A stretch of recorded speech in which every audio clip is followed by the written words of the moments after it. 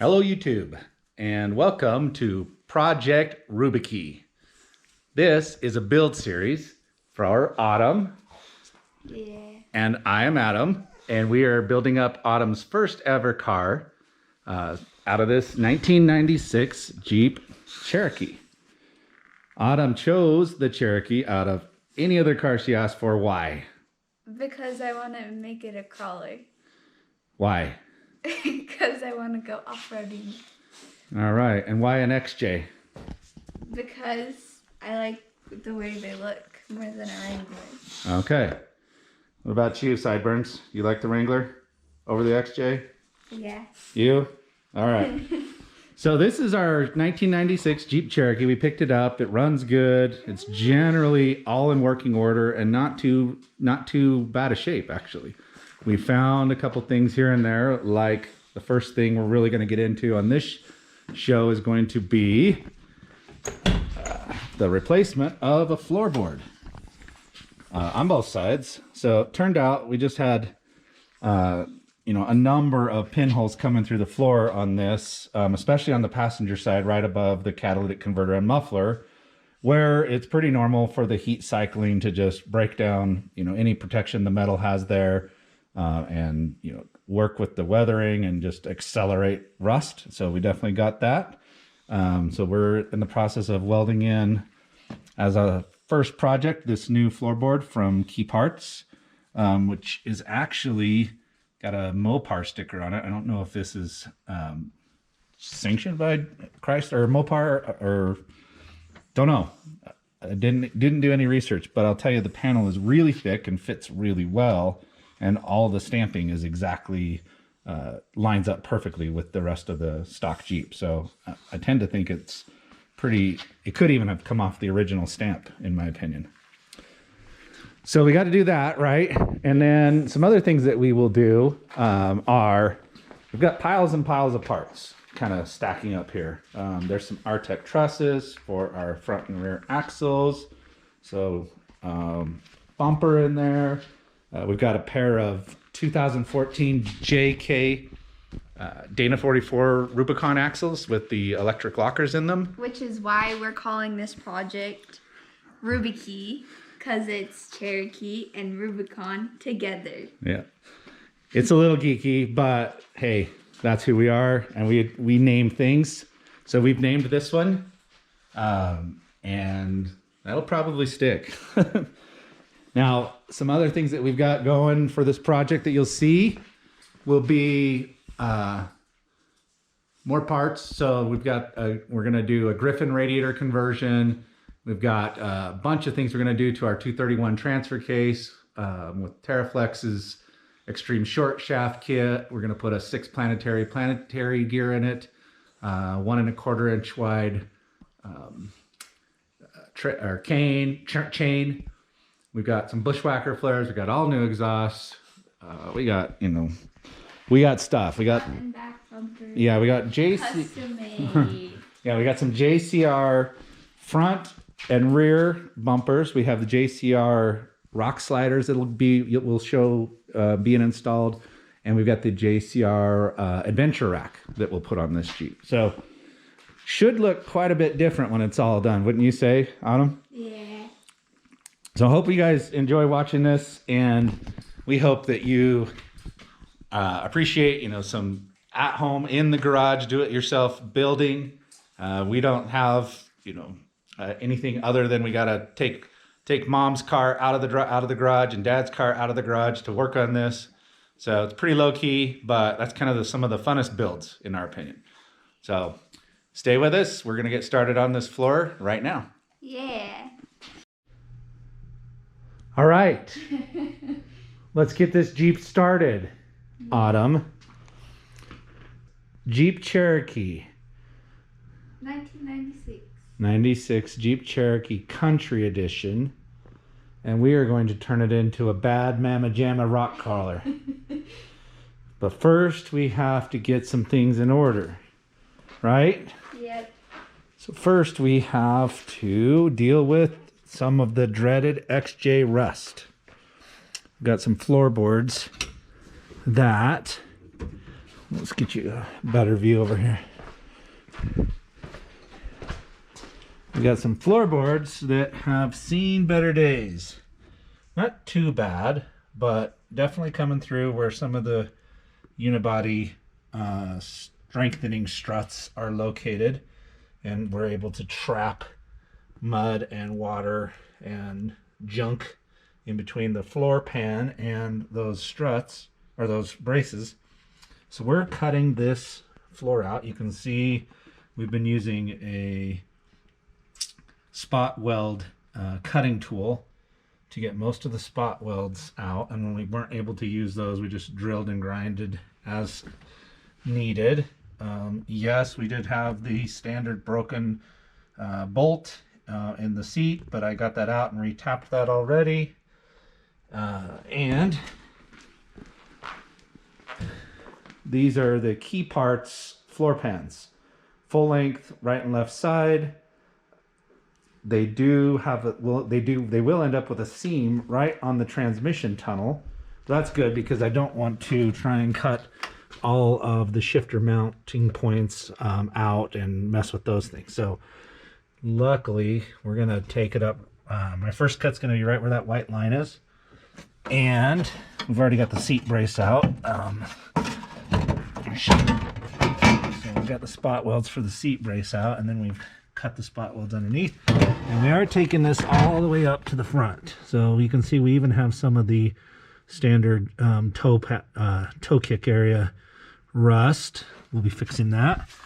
So we're coming at the video here after we've put quite a few hours into the job already, but we're going to start here and keep track of the entire project all the way up until it's on the road with its lift, its Ironman 4x4 long arm coil suspension front and rear, JCR bumpers, all of those parts except for those leaf springs. Those were part of the first plan, but now they're not part of the plan, and we'll just keep going. So what do we do next, Autumn? We have to cut out the side. So we got to make a seam right on that transmission tunnel, right? Yeah. So we got to cut that with a cutoff wheel. So we'll do that. Some of the other things that are happening to this Jeep are those right there are the rear brakes, because we have a set of Dana 44 JK Rubicon axles for this that we will be sleeving and putting an Artec truss. Artec makes a really cool conversion truss setup that will adapt JK axle directly to TJ XJ YJ, or TJ XJ, and that's really cool. So we'll be documenting that as well. So when this thing gets all done, it'll be riding on 35s. It's gonna be sick. On 18-inch wheels. We're going to run some factory back-spaced Jeep Rubicon wheels. Actually, Sahara wheels. They're 18 inches. We may find that 18-inch wheel is not what we want. It may turn out to be too big of a wheel and not give us enough sidewall for some nice flex. But we're going to start there and see what happens. And we'll take you guys on YouTube land along for the ride, and hopefully this might inspire any of you out there looking for a build project. I'm sure if you're looking at this, you already know an XJ is a killer platform to build on. It is unibody. That's probably the one thing that sucks, and this is the suck part of it, having to deal with rust and some strength issues. But we do have some Iron Rock off-road full set of frame stiffeners from front to rear all the way. We'll show you those being installed as well. So this is kind of the kickoff of the project. Woot woot. Not the real kickoff, because we've been at it for a few weeks, right, Autumn? Yeah. But close enough to where you're still seeing it in stock form, no lift, just the way we drove it home when we bought it about 2 months ago. and we'll just keep you with it. So let's get started. Let's get the cutoff wheel set up for that cut, Autumn. Okay. All right. Yeah. All right. Got a little bit of grease on the side. That's okay. All right, so I'm going to take this Milwaukee cutoff tool with a nice thin cutoff wheel and start slicing into it. This wheel will be too big to get into some of the corners, and we'll have to change to something easier for that. But this will get us the big stuff done. And this first cut is just a starting cut. It's not the cut we'll actually end up with. We'll trim it back after this.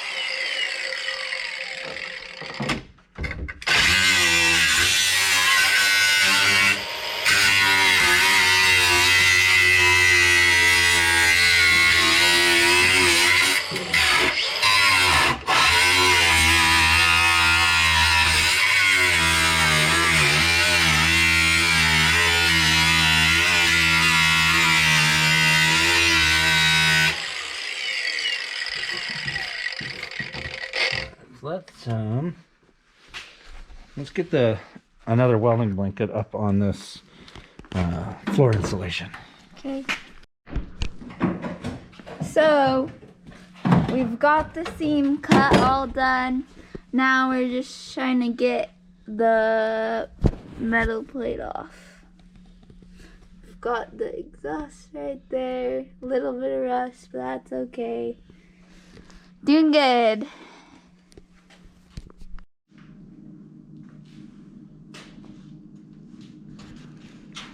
All right. Well, there's our old floorboard. I'd like to say it came out clean and easy, but that would be a lie. Yeah. That did not come out clean and easy. You know what they say, and it tends to be true, that taking apart unibody structures to repair them is way harder than putting them back together. And I would say, yes, that is 100% true. So we're all done. The new floor is in. See that? Fits perfectly. We're all done. We're ready to go wheeling. No. Just kidding. This is just set in there as a test fit. And I have to say, I'm really impressed with the quality of this Key Parts floor pan. It actually really looks pretty decent. It is matching up to the body formations and the structure that they put into flat metal to give it a little more strength and reduce the vibration and the sound resonance that you get out of big flat pieces of metal driving down the road. It just really is a great fit.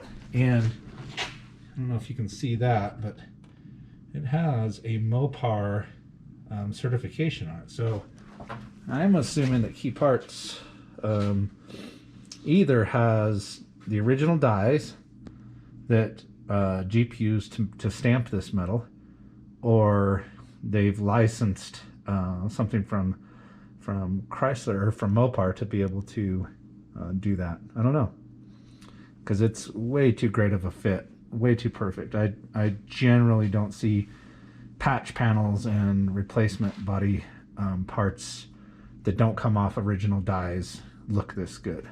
So that's it for tonight. We're gonna knock it off.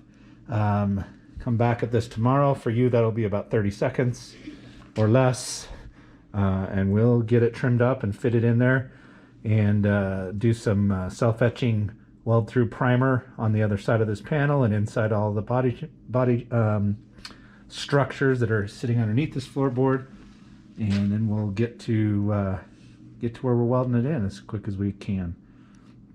So let's clean up and get after it tomorrow. All right, let us show you where we are so far on this floor. So we have been cutting out spot rivets. There's a couple places where I think we're gonna have to do a little more cutting, especially up there on the toe kick area. But we think that we have found one of the best exhaust welders we've probably ever seen in our life. We really want to get to know this guy.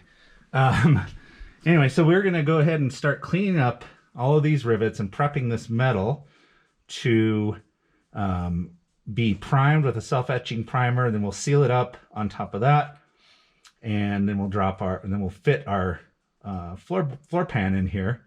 And I was kind of thinking that maybe we would add our frame stiffener while I had the top of the channel open, so that I could see the welds and see if I needed to reseal after welding those on.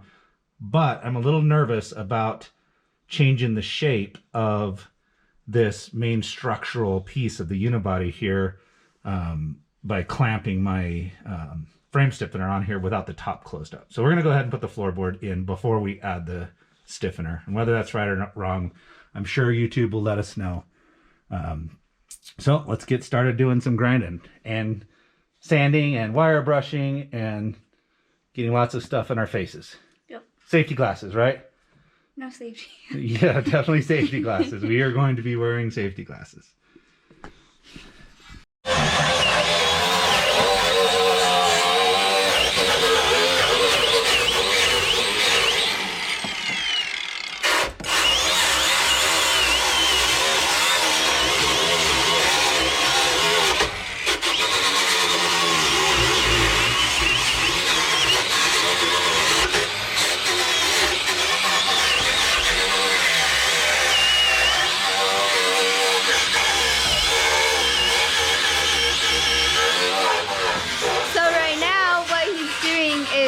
Grinding down where we did to get rid of the spot welds and such, so we can put down the plating. And now he's going back to the next part. So if you want a good repair, the best thing you can get yourself is clean metal. So I'm cleaning up everywhere this panel will cover when we weld it back in, so that I can ensure that I've taken care of all the rust. I've welded up any cracks or holes that I've drilled through when I was drilling out some of the spot welds, and I'll seal it all up with a self-etching primer. And hopefully that, combined with some good keeping the Jeep clean after runs later in life, will keep us rust-free for the rest of its life. So yeah. It's kind of a loaded statement on a unibody car. You chase it forever once it gets started. So we're gonna do our best, and it's gonna be solid. And so we'll just keep going here. And we got our shock dog out here. His name is Fergus. He is very interested in the sparks when they happen. Yeah. So we have gotten the metal pretty clean underneath this plating, and now we are marking it where we need to drill it. Anything to add? Nope. We just saved you guys all from about 6 hours of grinding. You're welcome. 6 hours.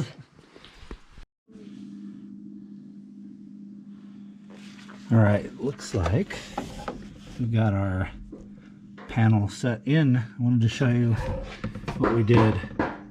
So where we drilled out the spot welds earlier, when we were pulling the panel out, I went ahead and drilled the pilot all the way through.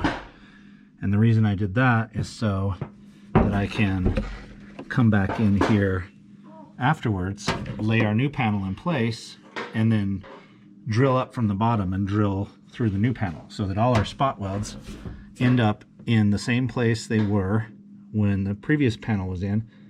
And I can weld the spot weld and weld up that plug, that pilot hole, all in the same weld. So should go pretty slick.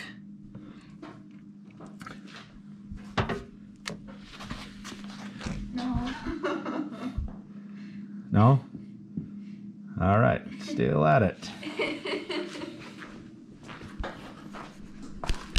So here's our prepped floor, just about ready to do a metal treatment that seals up any lingering rust. It's a POR 15 product. But here's our floor prepped, ready to go. And just have a couple more things to do before I put some weld through primer on this side too, and we burn the floor in.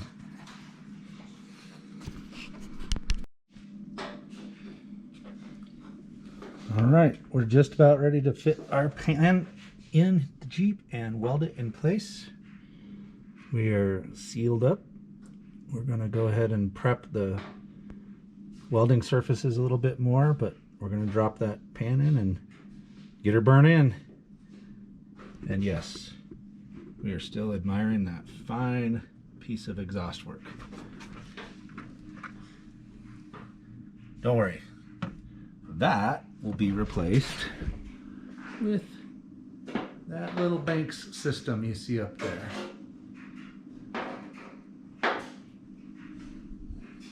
Still working on that, Autumn? Yeah. I'm getting there. Okay.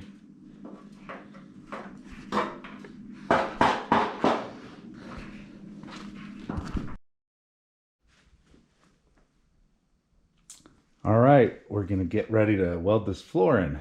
So what I've set up the welder to do is to run some 023 wire, really small gauge wire.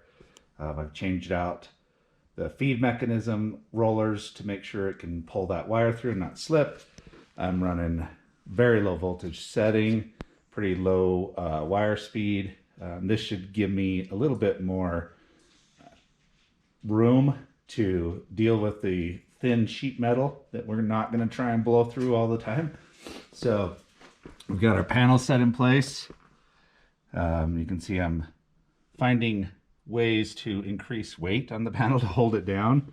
And this is something you just work at. You get the panel fit in, get it set up to where a couple places are, you know, just really tight up against the places where you need to weld in your spot welds, and, you know, put a couple spot welds in, then move on to another area, just keep working it down. And occasionally you might find a spot where you're going to have to, you know, massage.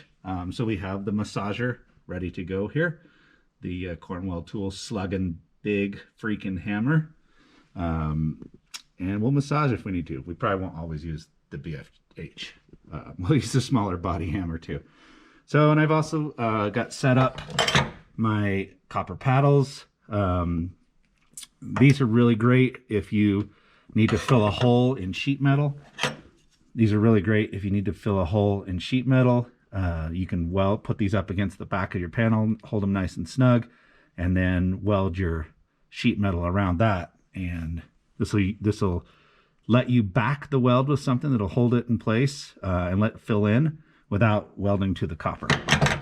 So those are always nice to have around when you're getting ready to do this. So you can see we're all set up, ready to go. And next up, I'll just start tacking this bad boy in.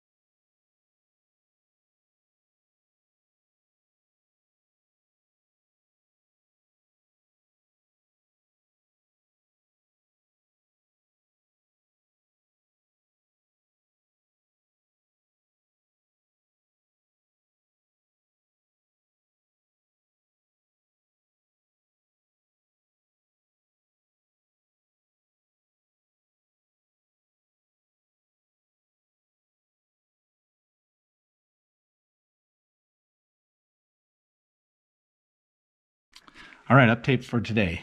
We are now to the point where our floor has been stitched all the way in place, all the way around, all the spot welds, and the complete stitch weld on that butt joint that I had on the transmission tunnel.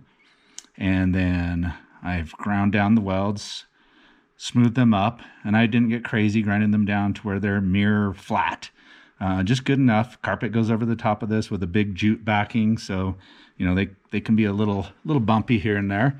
It's not the place you see when it's all done. We want it strong. We want it to stay sealed, and we want a great floorboard. So here's where we are. Welded in place, ground down, and then what I've done is I've added a etching metal treatment on all the metal and all the seams. Let that dry. Then come over the top of it with some POR 15, which is a pretty good sealing paint. You can paint it right over rust, and it tends to kind of encase that rust with the paint and keep it from oxidizing further, unless of course you have an air leak or other water that gets introduced, and then the rust just keeps going. But you know, POR 15 is actually a pretty good coating. I've used it on lots of floorboards that I've done on cars I've restored, and so we have a coating of that on there. And then what we'll do afterwards, after this is all dry, is we'll come over with a red top coat, just so it looks nice. I know I said we're not doing it to show off, but maybe we won't. Maybe we'll just leave it black. Maybe the only place we'll do the red is on the underside. Anyway, there's your update for today's progress. I'm going to go ahead and start prepping the frame stiffener. So we're going to do a frame stiffener all along this body, unibody rail. And that's in preparation for our long arm front and rear 4-link kits. I'm going to go ahead and do those, weld those in while I don't have carpet in, just in case, because I've got the Iron Rock Off-Road frame stiffeners that have the extra gusset, sort of the extra plate that goes up on the floor, and I don't want to risk melting my backing on my carpet or, you know, starting something on fire. So I'm going to weld them in while I'm doing these floors, at least on the center sections. I won't do the front or rear right now. I'll wait till we're working on the suspension for that part. But made some pretty good progress today. I feel like I've eaten a lot of metal grindings as I've been grinding, a lot of grinds. We'll put autumn on the next one. Okay, till later.